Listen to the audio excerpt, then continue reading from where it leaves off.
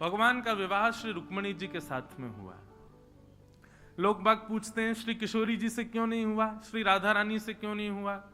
बंधुओं, श्री राधा रानी से ठाकुर जी का ब्याह हुआ है, लेकिन एक बात मेरे मन में जो खटकती है वो ये कि ब्याह होने के लिए, ब्याह करने के लिए अपने से विलग वस्तु का, व्यक्ति का होना बहुत जरूरी है।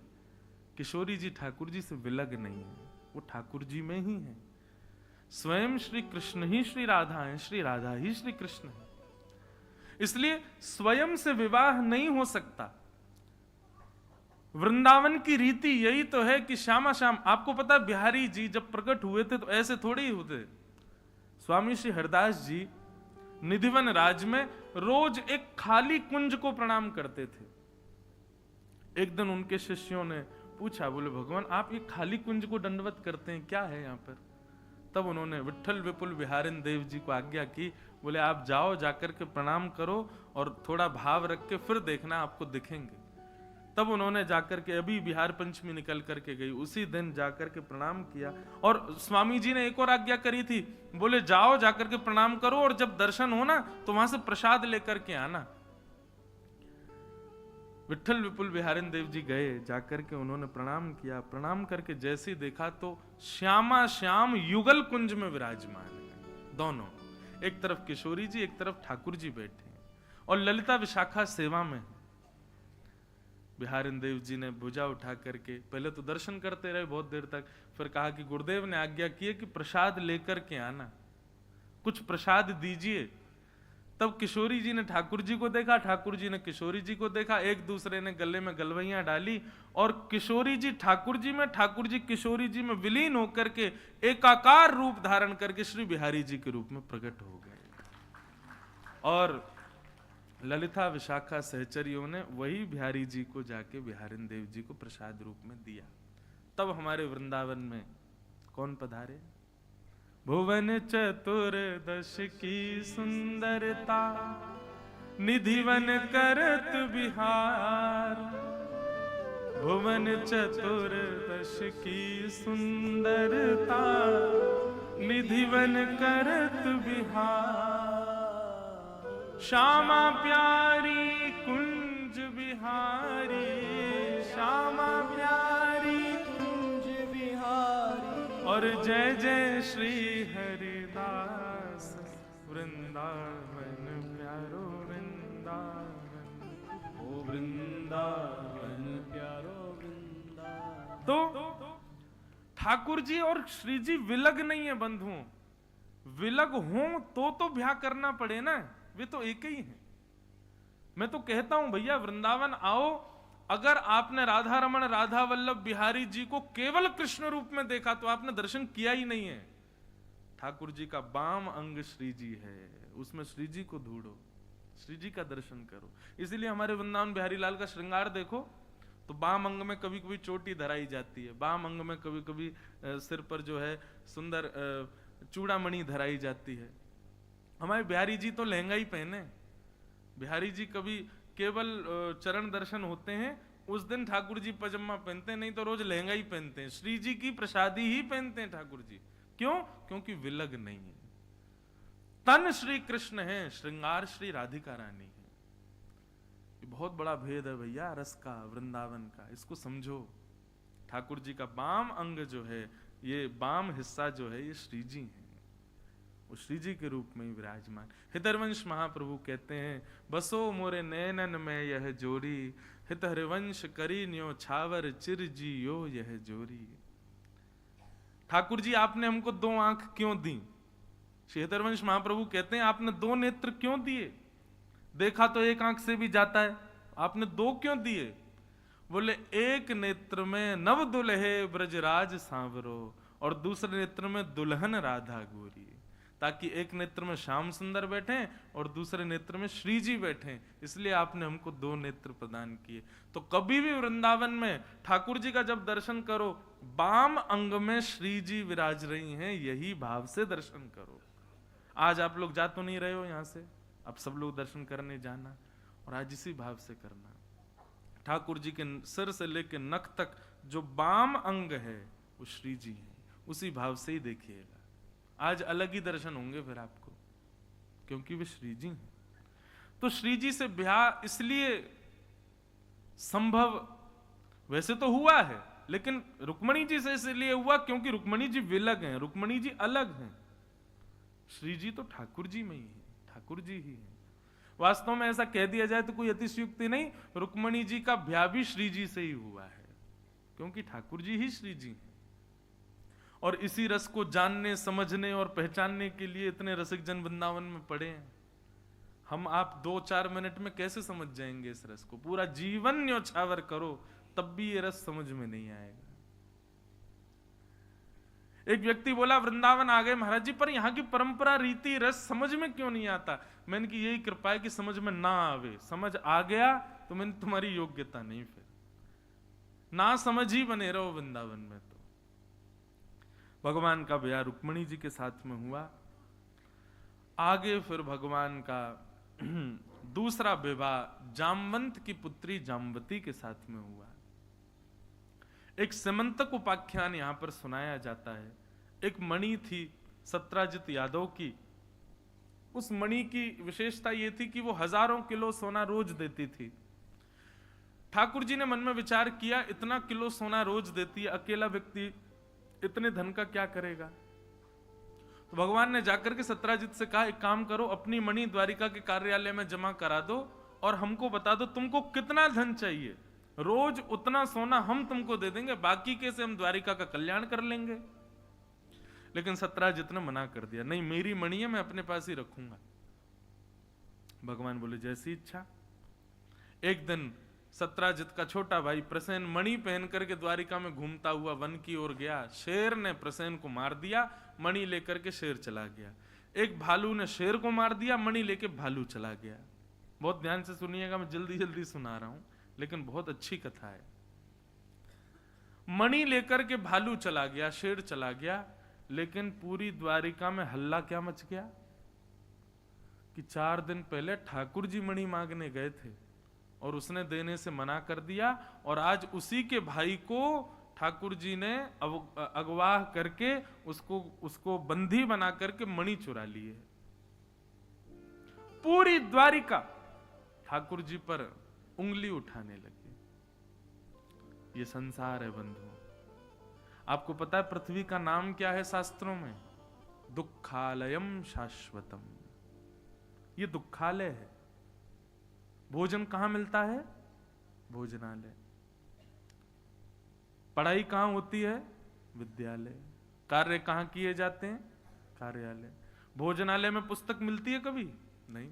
कार्यालय में कभी भोजन किया जाता है? नहीं। तो फिर दुखालय में सुख कैसे मिल जाएगा बताओ? ये दुखालय है, ये सुखालय नहीं है, ये दुखालय है। जैसे लाइब्रेरी में चुप करके कोई खाने की वस्तु ले जाए, ऐसे ही इस दुखालय में छुप छुप करके कभी कभी सुख आ जाता है। नहीं तो निरंतर रहने वाला तो दुख ही है। दुख कभी कम नहीं हो सकता, क्योंकि आप जिस आलय में हो वो दुख का आलय है। आलय कहते हैं घर, और दुख के घर में आप सुख से संबंध बनाना चाहते हो? कभी नहीं हो सकता। होगा कैसा होगा? जैसे अभी ठंडी है, इतने में कोई हीटर चला दे, ब्लोअर चला दे, तो अचानक से एक थोड़ी गर्मी सी हवा थोड़ी स्पर्श करके चली जाए, या जेठ के महीने में भयंकर गर्मी में थोड़ी ठंडी ब्यार छू करके चली जाए, ठीक वैसे ही संसार में दुख निरंतर है, सुख तो कभी कभी छूता है। पर जो राधा माधव के उपासक हो जाते हैं, वृंदावन रस बीथियों में जो पड़ जाते हैं, वे जब इस दुखालय में रस बीथियों में विचरण करते हैं वृंदावन की, तो उनको सुख नहीं लगता, उनको दुख नहीं लगता, वे तो आनंद में विचरण करते हैं, वे आनंद में आ जाते हैं। उनको सुख दुख से कोई पीड़ा नहीं होती। आनंदाम बुद्धिवर्धनम प्रतिपदम। ठाकुर जी की सानिध्य से सुख नहीं बढ़ता बंधु, आनंद बढ़ता है। आनंद और सुख में अंतर क्या है? आप कहोगे ये तो पर्यायवाची है। नहीं, पर्यायवाची नहीं है। सुख में और आनंद में अंतर है। सुख किसे कहते हैं? जिसका अति सेवन करने से मिलने वाला सुख कम होता है, उसको सुख कहते हैं। जैसे रसगुल्ला आपको सुख देता है, एक खाओगे अच्छा लगेगा, दूसरा खाओगे अच्छा लगेगा, तीसरा खाओगे कम अच्छा लगेगा, चौथा खाओगे और कम अच्छा लगेगा, पांचवा खाओगे तो और कम बढ़िया, छठवा कोई लेकर के भागे तो आप भाग जाओगे, भैया अब नहीं खाना, तुमको तो रसगुल्ला बहुत अच्छा लगता है, खाओ ना, नहीं भाई हमारा बस अब मन नहीं है। और छठवा भी यदि खा लिया तो सातवां तो देखने का भी मन नहीं करेगा। इसको कहते हैं सुख। जहां पर भोग भोगते भोगते भोगते भोगते भोगते उस भोग से मिलने वाला सुख कम हो जाता है, और एक स्थिति आने पर तो वही सुख पीड़ा देने लग जाता है। इसको कहते हैं सुख। पर आनंद क्या है? बोले कितना भी उपभोग कर लो लेकिन फिर भी उससे मिलने वाला जो प्रसन्नता है, जो सुख है, वो कभी कम ना हो, उसको आनंद कहते हैं। और वो आनंद केवल और केवल श्री वृंदावन बिहारी लाल, श्री राधा वल्लभ लाल, श्री राधा रमन लाल ठाकुर जी और श्री जी से संबंधी वस्तुओं में ही मिल सकता है, संसार में कहीं नहीं मिल सकता और कहीं नहीं मिलेगा। परिणाम, आपको कोई एक्टर बढ़िया लगता है, उसकी पिक्चर एक बार देख लोगे, 2-4 दिन बाद फिर देख लोगे, लेकिन एक ही दिन में 2 बार नहीं देख पाओगे। लेकिन कल आप लोगों ने क्या किया? सुबह भी 4 घंटे कथा सुनी, फिर शाम को भी 4 घंटे कथा सुनी, सुबह सुबह 8 बजे फिर बैठ गए यहाँ पे। क्यों? क्योंकि ये सुख नहीं दे रही है, ये आनंद दे रही है, ये आनंद बढ़ा रही है। और अभी भी मुझे तो ऐसे लग रहा, आपकी तो पता नहीं, मुझे यूं लग रही जैसे जैसे मैं घड़ी देख रहा हूं, लो 10:30 तो बज ही गए, अब 11 बजे कथा विश्राम करनी है, अब बस 30 ही मिनट रह गए। अब एक एक मिनट ऐसा लग रहा है कि कब अब पूरी हो जाएगी, अब अगली कथा कब सुनेंगे, अब फिर दोबारा कब कहेंगे। अब हमारे लिए तो सुख है, कल से हमारी कथा है तेलंगाना में, लेकिन तेलंगाना है ना, वृंदावन तो नहीं है वो, वहां का भाव कुछ और होगा कहने का। तो हमको यही पीड़ा है कि कल से कथा वहां क्यों, यहां क्यों नहीं है। तो ये जो एक आसन पर बैठे हैं, ना पानी है ना भोजन है, कुछ भी नहीं है, शारीरिक सुख की एक भी वस्तु आपके पास नहीं है, फिर भी आपको इतनी प्रसन्नता हो रही है, क्यों? क्योंकि ठाकुर जी से संबंधी चर्चा है, इसी को आनंद कहते हैं। सांसारिक चर्चा होती तो आप ऊब जाते। कोई कॉमेडी करने वाला व्यक्ति होता, उसका कार्यक्रम एक ही दिन ही सुन सकते हैं हम। वो कहे मैं 7 दिन तक स्टेज पे आके रोज करूंगा, आप कहोगे भैया बख्श दो हमको, एक ही दिन में बहुत है। लेकिन कथा के लिए नासिक में 1 महीने की कथा है, सब लोग कह रहे हैं अरे आनंद आएगा, हमको लग रहा है 1 महीना में पूरी होगी कि नहीं। क्यों? ठाकुर जी से संबंधी जब वस्तु होती है तो सुख नहीं, आनंद देती है, और आनंद कभी कम नहीं होता। ज्यों ज्यों प्यास, ज्यों ज्यों पानी पी रहे हैं त्यों त्यों प्यास बढ़ती है। ऐसी स्थिति जहां हो उसको आनंद कहते हैं। भगवान पर सब लोगों ने उंगली उठाई, ठाकुर जी ने जाकर के मणि खोजी, जामवंत जी से जाकर के युद्ध करके मणि ली। जामवंत जी ने अपनी पुत्री जामवती का ब्याह भगवान के साथ कर दिया। भगवान ने आकर के मणि सबके सामने दिखा दी। तब मणि देख करके द्वारिका के लोगों ने सत्राजित को गाली देनी शुरू कर दी, तुमने हमारे भगवान पर लांछन कैसे लगाया? तो सत्राजित ने उस लांछन से बचने के लिए अपनी बेटी सत्यभामा का ब्याह भी भगवान से कर दिया। 3 ब्याह हो गए। एक दिन अर्जुन के साथ भगवान घूम रहे थे, तभी देखा कि सुंदर नदी के तट पर एक श्याम वर्ण की परम सुंदरी एक कन्या बैठी है। अर्जुन का मन आ गया उसको देखते ही। अर्जुन बोला ठाकुर जी मैं आपके पांव परूं, कैसे भी करके इस सांवरी से मेरा ब्याह करा दो। ठाकुर जी बोले तुम जाओ, जाकर के अपना परिचय दो, उसका परिचय लो, पूछ लो, और ब्याह कराने की जिम्मेवारी हमारी। अर्जुन बोला वचन दीजिए मैं ब्याह करा दोगे ना इससे मेरा? बोले कि बिल्कुल कराएंगे। जैसे ही अर्जुन गया, अर्जुन ने जाकर के अपना परिचय दिया, हे श्याम वर्णा आप कौन हो और यहां आप तपस्या कर रही हो, किसकी प्राप्ति के लिए तपस्या कर रही हो? बिल्कुल कमल जैसे नेत्र, मानो जैसे ऐसा लग रहा था द्वारिकाधीश का ही एक कन्या रूप है, इतनी सुंदर, बिल्कुल ठाकुर जी जैसी। अर्जुन की ओर दृष्टिपात करते हुए कहा अर्जुन तो घबरा गया, आपको मेरा नाम कैसे पता? बोले मुझे सब पता है। बोले आप कौन हो? बोले मैं कालिंदी हूं, यमुना, और मैं यहां इस तट पर विराजमान होकर के द्वारिकाधीश से विवाह करने के लिए तपस्या कर रही हूं। अर्जुन का तो मुंह उतर गया, ठाकुर जी को देखने लगा, बोले सबको आपसे ब्याह करना है, आप तो मुझसे वचन दे रहे थे कि मेरा ब्याह कराओगे। ठाकुर जी बोले भैया ये हमारी नित्य पत्नी है, आज ही ब्याह नहीं हो रहा, ये नित्य है हमारी। कालिंदी श्री यमुना जी ठाकुर जी की नित्य पटरानी है। और अर्जुन के संरक्षण में भगवान का कालिंदी यमुना के साथ में विवाह हुआ। श्याम सुंदर श्री यमुने महारानी की जय। इस प्रकार भगवान के 8 प्रमुख ब्याह हुए। बंधुओं, ये 8 पत्नियां कौन है भगवान की?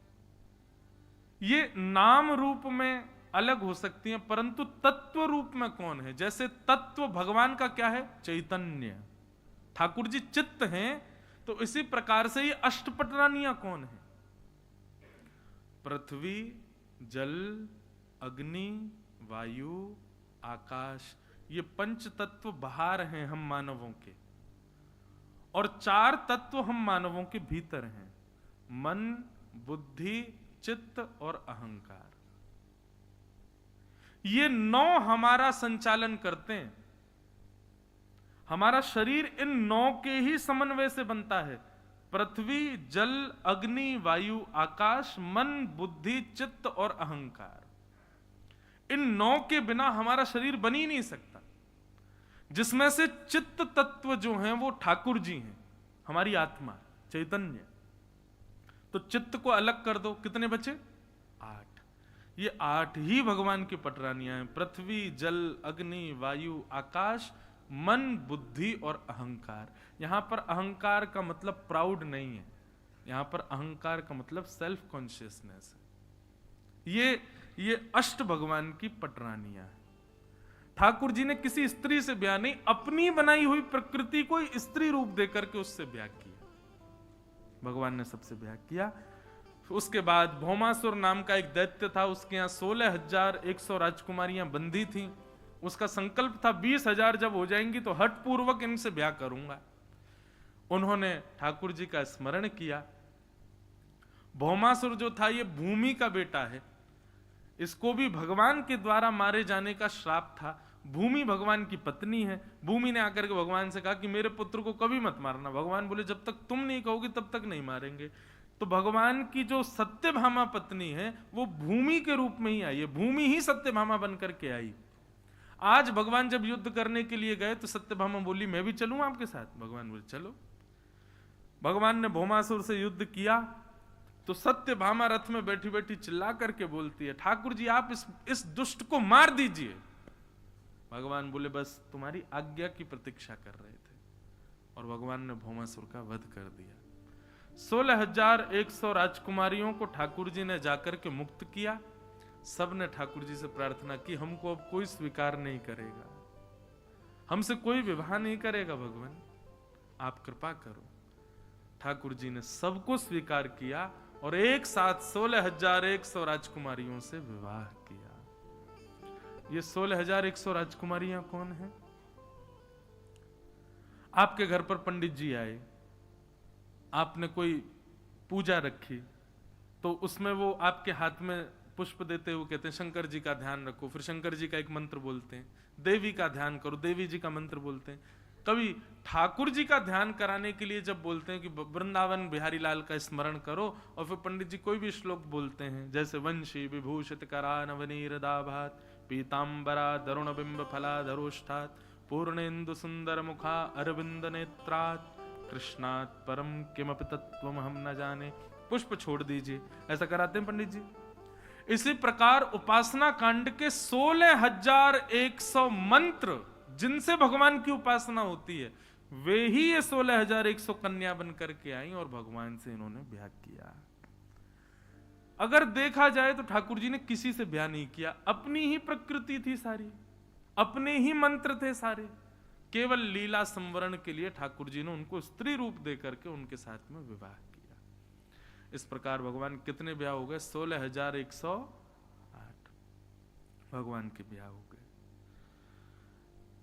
तत्पश्चात भगवान की दिनचर्या बताई। ठाकुर जी की दिनचर्या कैसी भागवत में वर्णन है। प्रातः काल ठाकुर जी ब्रह्म मुहूर्त में उठ जाते हैं और उठते ही बिस्तर पर बैठ करके ही ठाकुर जी सुख आसन में सबसे पहले अपने वैष्णव भक्तों का स्मरण करते हैं, ब्रजवासियों का स्मरण करते हैं और श्री राधा राधा श्री किशोरी जी का स्मरण करते हैं। स्मरण करने के बाद स्नान ध्यान करके ठाकुर जी द्वारिका के महल की अटारी पर खड़े होकर के अपने पांचजन्य शंख का नाद करते हैं और पांचजन्य शंख की ध्वनि सुनकर के समस्त द्वारिका के लोग उठ करके सब ठाकुर जी को प्रणाम करते हैं। तत्पश्चात ठाकुर जी गौशाला जाकर के गायों की अपने हाथ से सेवा करते हैं। गौशाला से वापस आकर के ठाकुर जी फिर बाल भोग पाते हैं, बाल भोग पाके फिर स्वधर्मा सभा में बैठते हैं। दोपहर के राजभोग करके ठाकुर जी द्वारिका भ्रमण पर जाते हैं, सबके दुख कष्टों का निवारण करते हैं। रात्रि आकर के ठाकुर जी परिवार के साथ समय व्यतीत करते हैं और शयन कर जाते हैं। इस प्रकार भगवान की संपूर्ण दिनचर्या यहां पर बताई गई। राजसूय यज्ञ हुआ पांडवों का, भगवान उसमें पहुंचे, अग्र पूजा भगवान की हो ऐसा प्रस्ताव रखा गया। शिशुपाल को क्रोध आया, उसने 101 गाली दी। जैसे ही 101 गाली हुई ठाकुर जी के सुदर्शन चक्र ने शिशुपाल का सर धड़ से अलग कर दिया। भगवान ने राजसूय यज्ञ को संपन्न कराया। इस प्रकार फिर आगे कथा आती है। सूर्य ग्रहण के समय पर द्वारिका के लोग कुरुक्षेत्र गए और उसी समय सूर्य ग्रहण के समय पर ब्रजवासी भी कुरुक्षेत्र गए और वर्षों बाद ब्रज से आने के बाद आज ठाकुर जी ब्रजवासियों से मिले। बहुत सुंदर कथा है बंधुओं, विस्तार में गया तो बहुत समय लगेगा, लेकिन इतनी सुंदर लीलाएं हैं वहां पर। ठाकुर जी यशोदा मैया से मिले। यशोदा मैया को अब दिखता नहीं, कम दिखता है।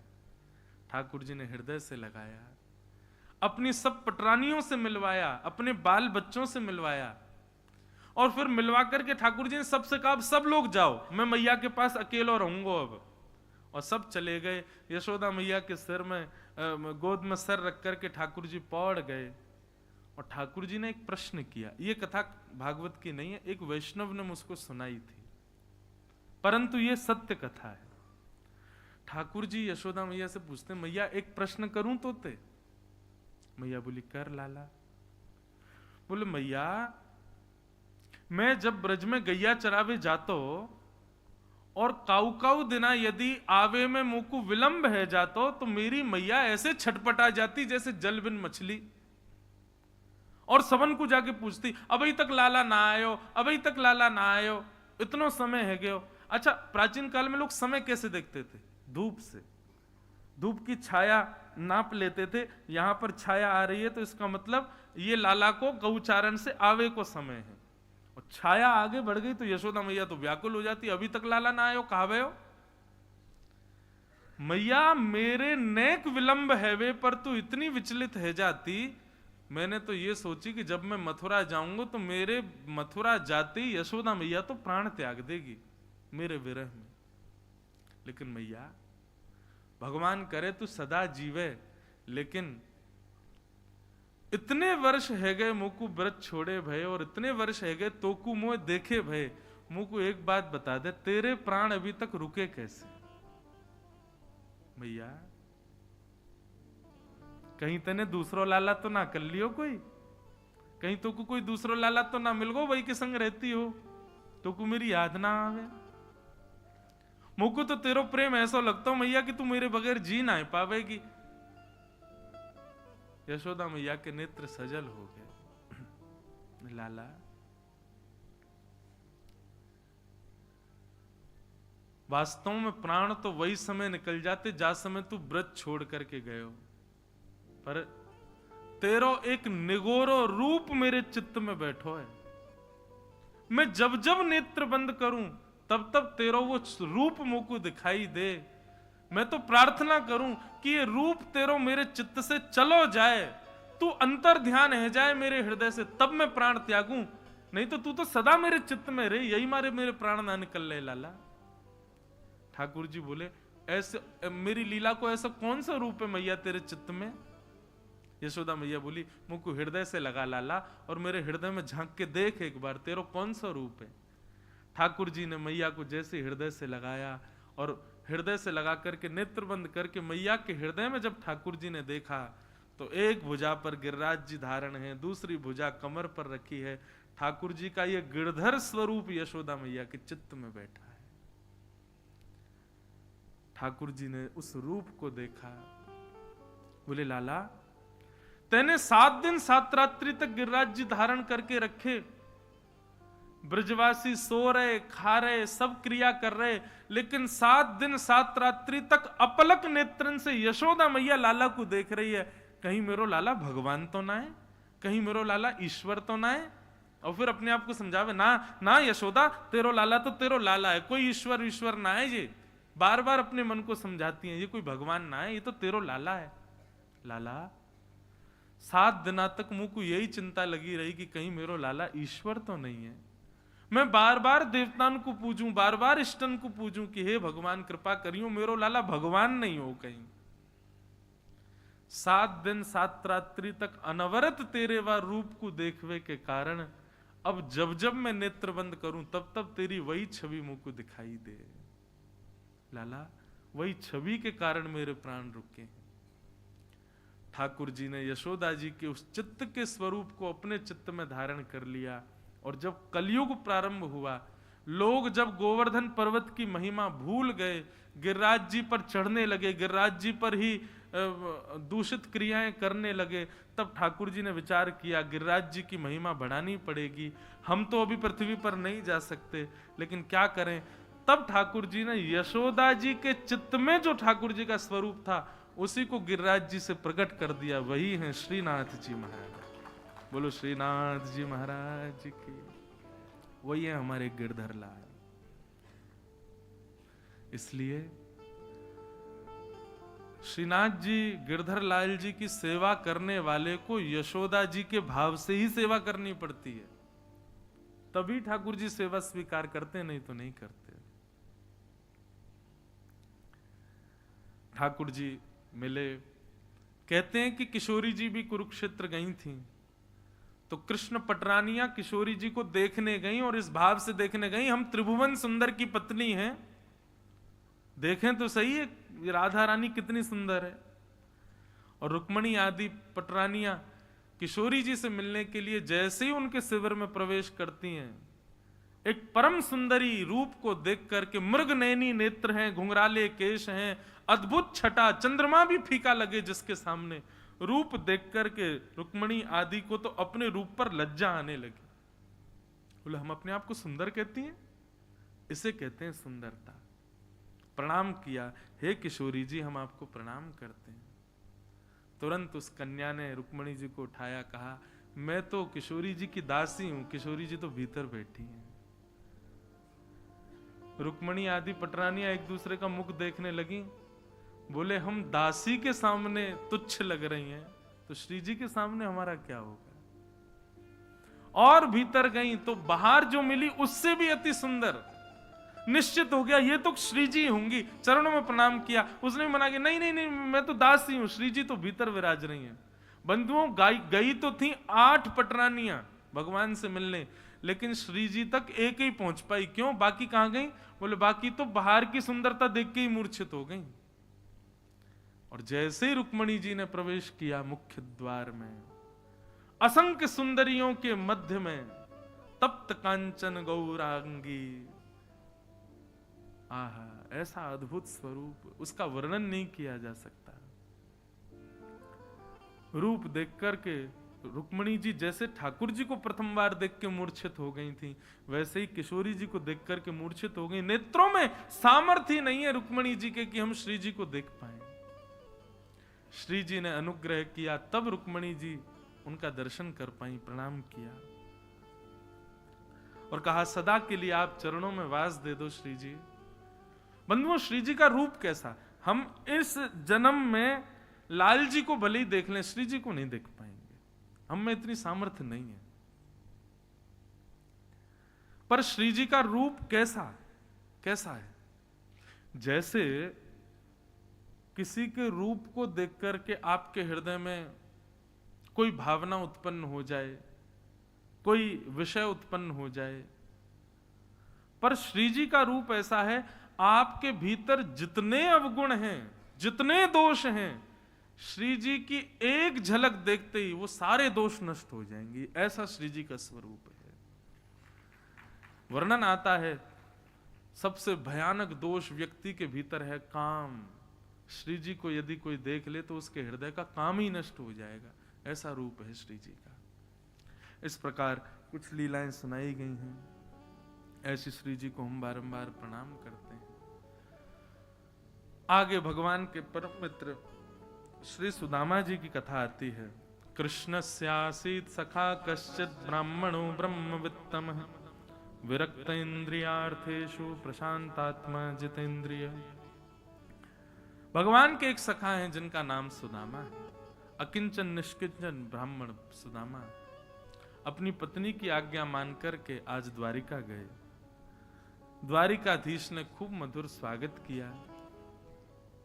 स्वागत करके द्वारिकाधीश ने सब पटरानियों से मिलाया, पूरी द्वारिका का दर्शन कराया। सुदामा जी से कहा, भाभी ने मेरे लिए क्या भेजा? सुदामा जी बोले, कछु ना भेजो लाला। लेकिन सुदामा जी एक पोटली में चावल लेके गए थे, लेकिन संकोच कर रहे थे कहीं मेरी दीन दशा और इन चावलों की पोटली देख के कहीं कृष्ण को ऐसा ना लगे गरीब है कुछ मांगने आया, इसलिए छुपा रहे थे। कैसी दीनता सुदामा जी की।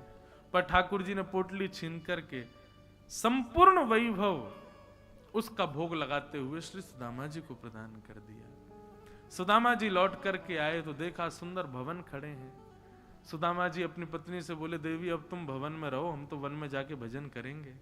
जैसे सुदामा जी जाने लगे तो भवन के भीतर से आवाज आई।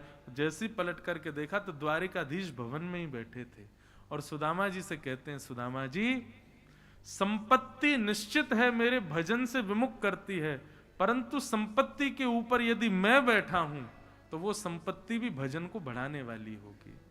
संपत्ति केवल अपनी इच्छा पूर्ति लोक रंजन के लिए है तो वो संपत्ति मेरे भजन को घटाती है, लेकिन उस संपत्ति का प्रयोग यदि मेरे उत्सव, मेरी लीला, मेरी कथा के लिए किया जाता है तो वो संपत्ति लोक रंजन नहीं, वो संपत्ति नरकगामी नहीं, वो संपत्ति मेरे चरणों की प्राप्ति कराती है। आप कृपा करके इस संपत्ति को स्वीकार करो। सुदामा जी की मधुर कथा सुनाई गई। भगवान के संपूर्ण वंश को भगवान के बालकों के द्वारा किए गए दुष्क्रिया की वजह से श्राप लगा और ब्राह्मणों ने, संतों ने श्राप दे दिया कि तुम्हारा पूरा यदुवंश एक दिन लड़ता झगड़ता हुआ सब सर्वनाश हो जाएगा। ठाकुर जी के सन्मुख ही संपूर्ण यदुवंश का सर्वनाश हो गया।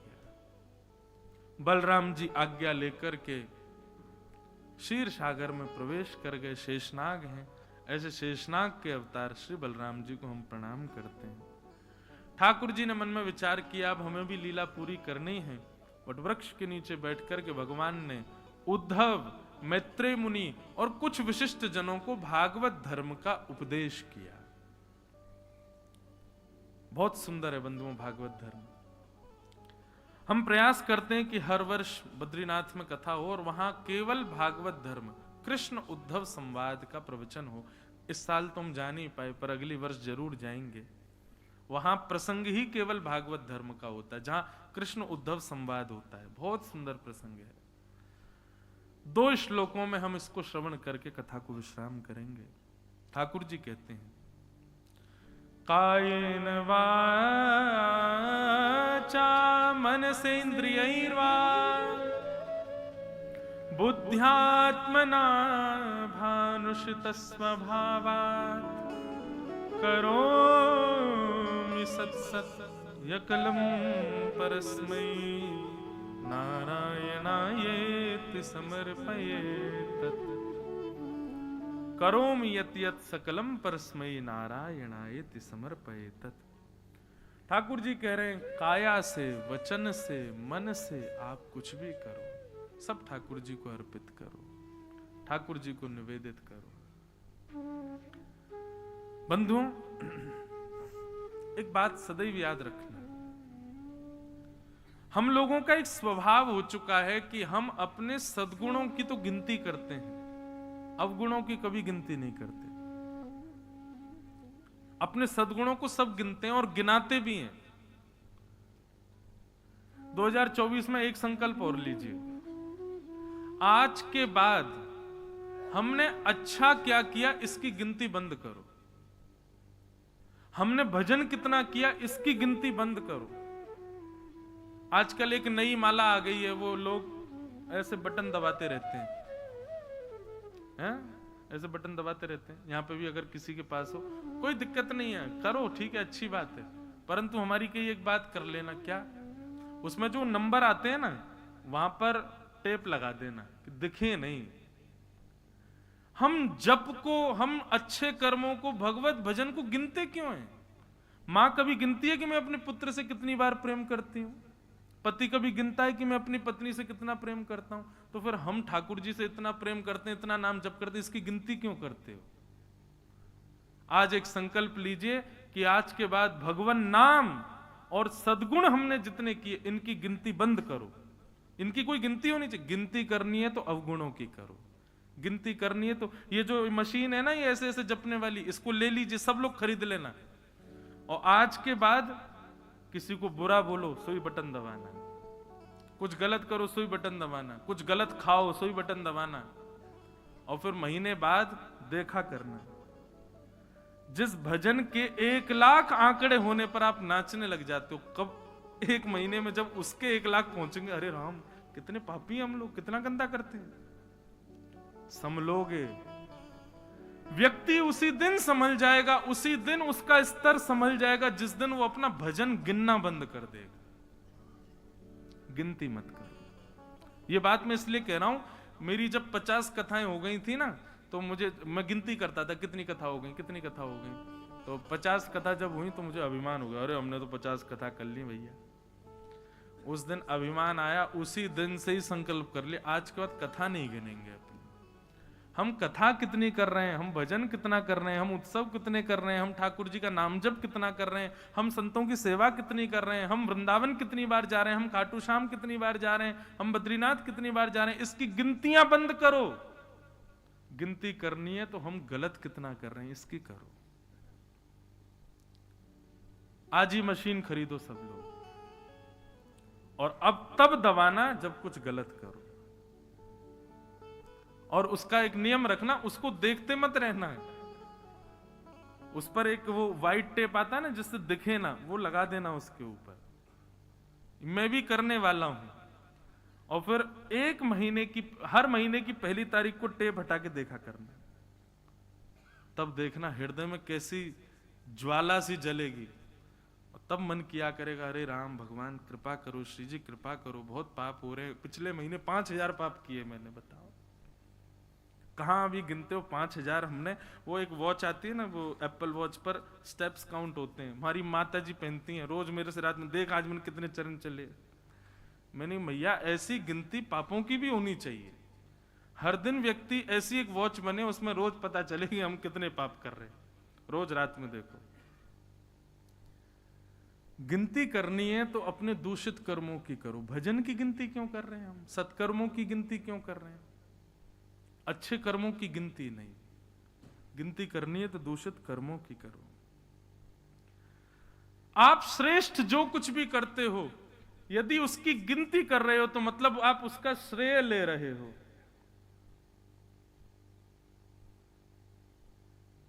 लेकिन कुछ भी गलत करते हो, गिनती करो।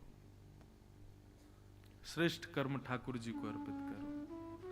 कायेन वाचा मनसेन्द्रियैर्वा बुद्ध्यात्मना वा नुषित स्वभावात् करोमि यत् यत् सकलम परस्मै नारायणायेति समर्पयेत्। यही है, जो कुछ भी करो सत्कर्म सब ठाकुर जी को अर्पित करो। सत्कर्म सब राधा रमन लाल जी के, दुष्कर्म सब सारे मेरे। ये गिनती करो। ये भागवत धर्म का पहला रूप है।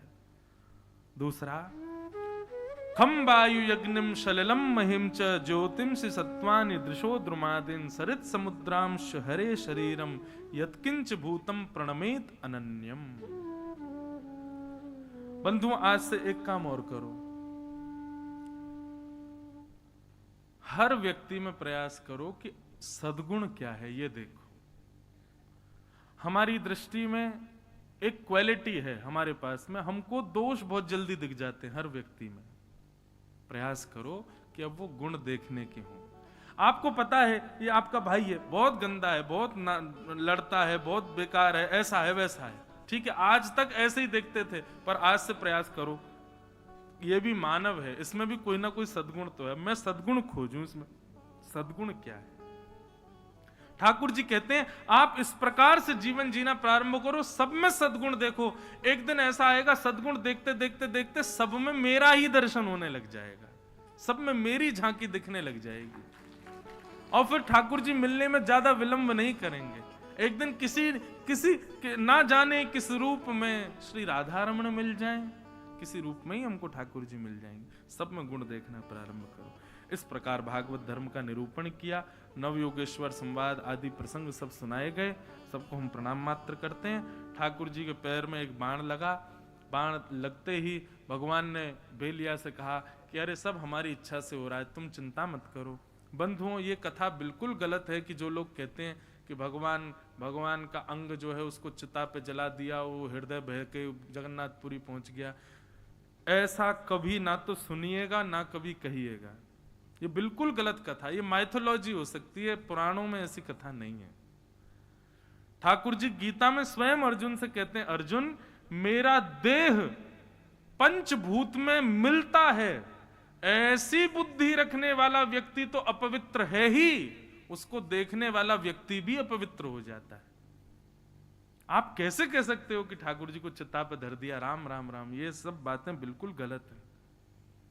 तो फिर क्या हुआ था, उद्धव ने भगवान से कहा कि ठाकुर जी आप जा रहे हो, किसी वैष्णव को यदि आपकी याद आए तो वो क्या करे, किसी वैष्णव को आपका दर्शन करना हो, आपका संग करना हो तो क्या करे। भगवान बोले उद्धव मेरी ओर देखो।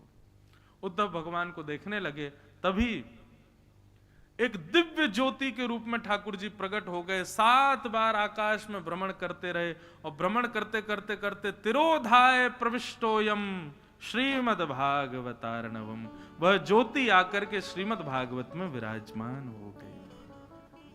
ठाकुर जी कहीं नहीं गए, वैकुंठ भी नहीं गए, कहीं नहीं गए ठाकुर जी अपनी ज्योति रूप धारण करके श्रीमद् भागवत ग्रंथ में विराजमान हो गए। ठाकुर जी ने ये वचन दे दिया, मेरा अनुभव करना हो, कभी मेरा दर्शन करना हो, मेरा सामीप्य का अनुभव करना हो, तो जहां कहीं भी भागवत का अनुष्ठान हो वहां जाकर के बैठ जाना, वो मेरा ही स्वरूप है, वो मेरा ही भाव है। इस प्रकार ठाकुर जी अपनी लीला पूरी करके प्रस्थान कर गए। यहां पर अर्जुन ने आके पांडवों को बताया कि ठाकुर जी अपनी लीला पूरी करके चले गए। ये बात सुनते ही पांडव परीक्षित को राज्य गद्दी पर बिठा करके स्वर्गारोहण को वन में चले गए। परीक्षित ने एक दिन कलयुग को 5 स्थान दिए, स्वयं परीक्षित फंस गए कलयुग के चक्कर में। सुखदेव जी के चरणों में जाकर के 7 दिन तक परीक्षित ने कथा श्रवण की। आज 7वां दिन अंतिम दिन है। परीक्षित ने चरणों में प्रणाम करते हुए कहा, भगवान अब आज्ञा करें। सुखदेव जी कहते हैं, परीक्षित तुमने 7 दिन कथा श्रवण करी, मुझसे इतने प्रश्न किए, मैंने सबके उत्तर दिए, अब मैं तुमसे प्रश्न कर रहा हूं, क्या तुम्हारी मृत्यु होने वाली है? परीक्षित जी महाराज निवेदन करते हैं, भगवान मृत्यु शरीर की होती है, मैं तो नित्य मुक्त शुद्ध एक आत्मा हूं जो परमात्मा का अंश है। आपके भक्ति भाव से अब मेरे परमात्मा से मिलन के द्वार खुल चुके हैं, ये शरीर तो यहीं रह जाएगा, मैं जाकर के परमात्मा में विलीन हो जाऊंगा, मेरी मृत्यु नहीं होगी। बस ये बात कहते ही सुखदेव जी व्यास आसन पर खड़े हो गए और कहा, परीक्षित बस अब तुम्हें कुछ और सुनाना शेष नहीं रहता है। और ऐसा कहकर के सुखदेव जी वहां से प्रस्थान कर गए। बोलो सुखदेव जी महाराज की जय। श्री नाभा गोस्वामी जी भक्तमाल में एक बात कहते हैं, बहुत सुंदर, श्रवण रसिक कहीं सुने ना परीक्षित से, जो पान हूं करत लागी कोटि गुण प्यास है। बहुत सुंदर बात। श्री नाभा गोस्वामी जी कहते हैं, बोले भैया परीक्षित के प्राण तक्षक सर्प के डंसन से नहीं निकले हैं, तो बोले जैसे ही सुखदेव जी ने कहा कि अब कथा विराम हो रही है और सुखदेव जी व्यास आसन पर जैसे ही जाने के लिए खड़े हुए, ये दृश्य देखते ही परीक्षित को लगा कि अब मैं कथा नहीं सुन पाऊंगा, कथा विराम हो गई। कथा विराम के विरह में परीक्षित ने अपने प्राण त्याग दिए। अब कथा विश्राम हो गई, अब मैं जीवित कैसे रह पाऊंगा। कथा विश्राम होते ही परीक्षित के प्राण निकल गए। तक्षक सर्प ने तो आकर के केवल उनके देह को अग्नि प्रदान की थी, बाकी प्राण तक्षक सर्प के डमसन से नहीं निकले हैं। प्राण तो कथा विश्राम होते ही परीक्षित के निकल गए और दिव्य रूप धारण करके श्री परीक्षित जी महाराज एक सुंदर विमान में बैठ करके भगवत धाम को प्रस्थान कर गए। बोलो भागवत महापुराण की, श्री सुखदेव जी महाराज की, श्री परीक्षित जी महाराज की, वृंदावन बिहारी लाल की, राधा रमण लाल की, श्री राधा वल्लभ लाल की जय जय श्री राधे। अब आप सब लोग 3 बार मेरे साथ भागवत जी का अंतिम श्लोक बोलिए। नाम संकीर्तनम यस्य, नाम संकीर्तनम यस्य, सर्व पाप प्रणाशनम, सर्व पाप प्रणाशनम, प्रणामो दुख समनः, प्रणामो दुख समनः, तम नमामि हरिं परम, तम नमामि हरिं परम। नाम संकीर्तनम यस्य, नाम संकीर्तनम यस्य, सर्व पाप प्रणाशनम, सर्व पाप प्रणाशनम, प्रणामो दुख समनः, प्रणामो दुख समनः, तम नमामि हरिं परम, तम नमामि हरिं परम।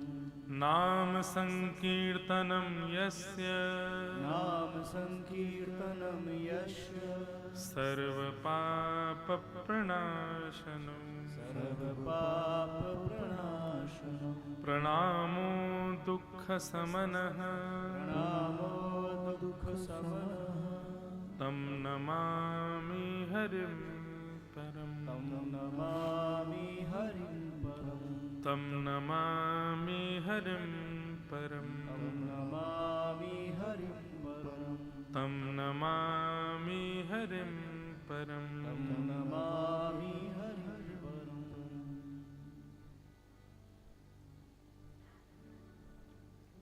बोलो वृंदावन बिहारी लाल की। बंधुओं, जिन भगवान का नाम संकीर्तन सभी प्रकार के अपराध पापों का विनाश करता है, ऐसे भगवान के इस पवित्र पुनीत नाम को हम बारंबार प्रणाम करते हैं। बंधुओं, इस कलिकाल में नाम ही कल्याण करेगा। ठाकुर जी नहीं आएंगे, नाम की सामर्थ्य है सब कुछ प्रदान करने की, इसलिए उस नाम का आश्रय लो। एक हर वर्ष का प्रथम दिन एक नई ऊर्जा के साथ आता है, नए संकल्पों के साथ आता है। आप सबको अनेक संकल्प दास ने बताए हैं, आपको जो भाए उसको ले लीजिए, भगवान के नाम का आश्रय लीजिए। इस नाम के आश्रय से निश्चित ही इस वर्ष ठाकुर जी कृपा करेंगे, जरूर हमें दर्शन प्रदान करेंगे। हमारी हर कथा का एक संकल्प होता है। हम कथा इस भाव से करते हैं कि हे ठाकुर जी, आप संपूर्ण, देखो ये तो निश्चित है कि हमको वैकुंठ जाने से कोई नहीं रोक रहा, ये मुझे पता है कि मुझे वैकुंठ तो मिलेगा। ये हम खूब डंके की चोट पे बोलते हैं, क्यों? इतने कथा करते हैं, इतना ठाकुर जी को याद करते हैं, ठाकुर जी दे ही देंगे वैकुंठ, लेकिन हमें वैकुंठ चाहिए, पर कितनी देर के लिए चाहिए? केवल 7 दिन के लिए चाहिए। हमारी इच्छा है पूरे भारतवर्ष में, विश्व भर में कथा करें और इन सब कथाओं के फलस्वरूप ठाकुर जी ऐसी अनुग्रह कर दें कि जब यहां से प्राण त्याग करके वैकुंठ जाएं तो एक कथा ठाकुर जी को वैकुंठ में जाके सुनाएं। मैं वक्ता बनूं, तुम श्रोता बनो, मैं वक्ता बनूं, तुम श्रोता बनो, भागवत भागवत में मिलेंगे, राधा रमण लाल भागवत में मिलेंगे, राधा रमण लाल। तो हमारी कथा का संकल्प यही है कि भैया अंतिम कथा हमारी वैकुंठ में होगी। और वैकुंठ में कौन सुनेगा? स्वयं श्रीमन नारायण श्री राधा रमन लाल जी सामने बैठेंगे। और अकेले ठाकुर जी कथा सुनेंगे तो फिर मजा नहीं आएगा। तो हमारी कथा जहां कहीं भी हो, जितने भी श्रोता जहां कहीं भी कथा अटेंड कर रहे हैं, आप सब भी वैकुंठ पहुंच जाना। वहां पर आप सब लोगों के बीच में ठाकुर जी बैठेंगे और हम कथा सुने। कथा हम ही सुनाएंगे और कोई नहीं सुनाएगा। बाकी सब जगह दुनिया कथा करे, ले वैकुंठ में तो ठाकुर जी को मैं ही सुनाऊंगा कथा। यही इसी के लिए हम इतने पढ़ते लिखते, जो कुछ भी करते हैं, जो भी स्वीकार कि लाल जी आप हमको निपुणता देख लो, हम बढ़िया वक्ता बन जाएंगे तभी आएंगे। अभी तो हमारी प्रैक्टिस चल रही है, फाइनल तो वहीं करेंगे वैकुंठ में जाके। तो आप सब लोग भी वैकुंठ में मिलिएगा, वहीं बढ़िया प्रेम से ठाकुर जी को कथा सुनाएंगे। जो लोग हमसे पहले वैकुंठ पहुंच जाएंगे वो वहां जाके बढ़िया पंडाल की व्यवस्था कर लेना, हलवाई वलवाई धूड़ धाड़ लेना, कमरे उमरों को देख लेना, कहाँ व्यास जी रुकेंगे, कहाँ श्रोता पंडित जी सब तबला वाले भैया आदि सब आएंगे, इन सब की व्यवस्था दक्षिणा वक्षिणा इकट्ठी कर लेना। सब लोग चलेंगे वैकुंठ, वहां जाकर के ठाकुर जी को मधुर कथा सुनाएंगे। और 7 दिन बाद ठाकुर जी कहेंगे दक्षिणा मांगो, तो ठाकुर जी से कहेंगे अब हमको वृंदावन वास दे दो, वापस वृंदावन भेज दो। दक्षिणा में यही चाहिए कि हमको वृंदावन भेज दो। और हम सारे श्रोता, अभी तो आप कलकत्ता दिल्ली बंबई कहाँ कहाँ जन्म हुए आपको, लेकिन ठाकुर जी से दक्षिणा मांग के आएंगे। अगले साल हम सब वृंदावन में ही जन्म लेंगे, अगले जन्म में वृंदावन में ही जन्म लेंगे। खूब आनंद करेंगे, ठाकुर जी की मधुर सेवा करेंगे। अब इस जन्म को ठाकुर जी के चरणों में अर्पित करो। वृंदावन धाम को बारंबार प्रणाम। हमारे अरुकिया परिवार और कलकत्ता से आए सब वैष्णवों का बहुत बहुत जय श्री कृष्ण। जितने भी वैष्णव और वृंदावन वासी व्रजवासी और भी जो लोग यहाँ कथा में आ रहे, सबको हमारा बहुत बहुत प्रणाम। वाणी से कोई 7 दिनों में, इन 6 दिनों में अपराध बना हो तो आप सब क्षमा कीजिएगा। राधा रमन लाल जी से प्रार्थना कीजिएगा। इस बालक की एक ही क्षमता है बस कथा कहने की, बस वो बनी रहे, हम कथा सुनाते रहें लाल जी और आप सब सुनते रहें। बस यही प्रार्थना करते हुए आप सबको प्रणाम करते हैं। आओ वृंदावन धाम को एक बार और प्रणाम करो। श्यामा हृदय कमल सो प्रगट्यो, कमल सो प्रगट्यो, श्री राधा हृदय कमल सो प्रगट्यो, राधा हृदय कमल सो प्रगट्यो, श्याम हृदय कुभार, वृंदावन प्यारो वृंदावन, ओ वृंदावन प्यारो वृंदावन, वृंदावन प्यारो वृंदावन, ओ वृंदावन प्यारो वृंदावन। सब सुख सागर रूप उजागर रहे वृंदावन धाम, सब सुख सागर रूप उजागर रहे वृंदावन धाम। रूप गोस्वामी प्रगट कियो जहाँ, रूप गोस्वामी प्रगट कियो यहाँ, रूप गोस्वामी प्रगट कियो जहाँ, रूप गोस्वामी प्रगट कियो, राधा गोविंद रूप निधान, वृंदावन प्यारो वृंदावन, वृंदावन प्यारो वृंदावन, वृंदावन मेरो वृंदावन, वृंदावन मेरो वृंदावन। रूप गोस्वामी प्रगट कियो जहाँ, रूप गोस्वामी प्रगट कियो, राधा गोविंद रूप निधान, वृंदावन प्यारो वृंदावन, वृंदावन प्यारो वृंदावन, वृंदावन मेरो वृंदावन, वृंदावन मेरो वृंदावन। विहरत निस दिन कुंज गलन में, ब्रज जन मन सुख धाम, विहरत निश दिन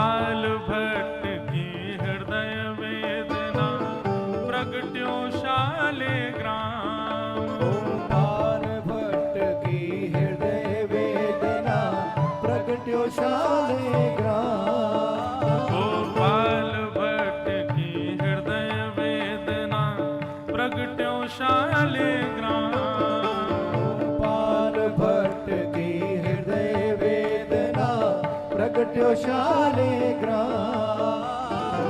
रूप सुधा को खान हमारो, रूप सुधा को खान हमारो, रूप सुधा को खान हमारो, रूप सुधा को खान हमारो। श्री राधा रमण जुलाल, वृंदावन प्यारो वृंदावन, वृंदावन प्यारो वृंदावन, हे वृंदावन मेरो वृंदावन, वृंदावन प्यारो वृंदावन। रूप सुधा को खान हमारो, रूप सुधा को खान हमारो। श्री राधा रमण जुलाल, वृंदावन प्यारो वृंदावन, वृंदावन प्यारो वृंदावन, हे वृंदावन मेरो वृंदावन।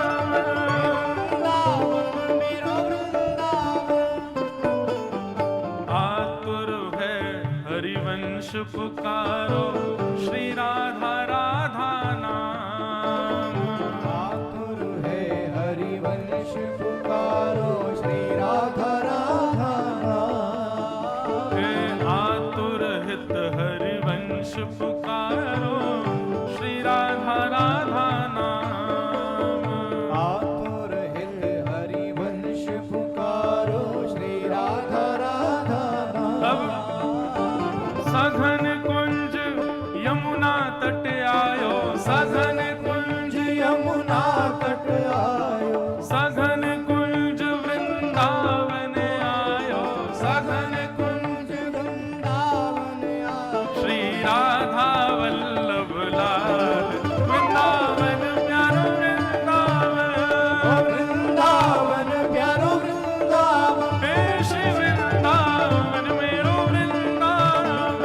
वृंदावन श्री वृंदावन। सघन कुंज यमुना तट आयो, सघन कुंज यमुना तट आयो,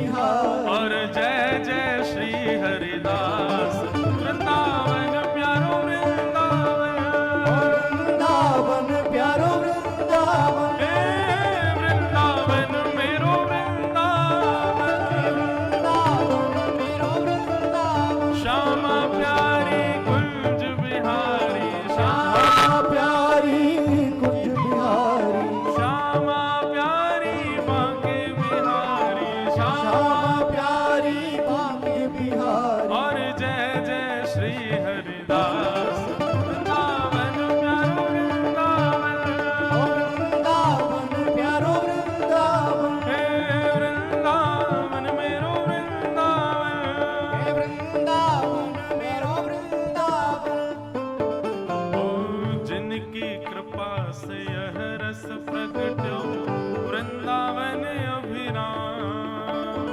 जिनकी कृपा से यह रस प्रगट्यो वृंदावन अभिराम। सप्तनिधिन को ही उजियारो, सप्तनिधिन को ही उजियारो। हाँ हम सबको प्राणन ते प्यारो, हम सबको प्राणन ते प्यारो। और यह आनंद करवावे वारो, और यह आनंद करवावे वारो। यहाँ हम सबको मिलवावे वारो, हम सबको मिलवावे वारो। हमारो गिरधर लाल वृंदावन प्यारो वृंदावन, वृंदावन प्यारो वृंदावन। हे वृंदावन मेरो वृंदावन। हे वृंदावन मेरो वृंदावन। हम सबको मिलवावे वारो, हम सबको मिलवावे वारो। हमारो गिरधर लाल वृंदावन प्यारो वृंदावन। ओ वृंदावन प्यारो वृंदावन। हे वृंदावन मेरो वृंदावन। हे वृंदावन। सब लोग भुजा उठा के गाओ, जय राधे राधे, राधे राधे, जय राधे राधे, राधे राधे, शुभान दुलारी, राधे राधे, भक्तन की प्यारी, राधे राधे, बरसाने वारी, राधे राधे, बरसाने वारी, राधे राधे, राधे राधे, राधे राधे, राधे राधे, राधे राधे, सब प्रेम से गाओ, राधे राधे, हरिदास दुलारी, राधे राधे, हरिवंश प्यारी, राधे राधे, जय राधे राधे, राधे राधे, जय राधे राधे, राधे राधे, जय राधे राधे, जय राधे राधे, राधे राधे, जय राधे राधे, राधे राधे, जय राधे राधे, राधे राधे, जय जय जय जय श्री राम, जय जय श्री राम। बोल वृंदावन बिहारी लाल की, गोवर्धन नाथ की, गिरिराज धरण की, भागवत महापुराण की, पूछरी के लौठा की, हुप हुप प्यारे। आप सबको बहुत बहुत प्रणाम। अब जल्दी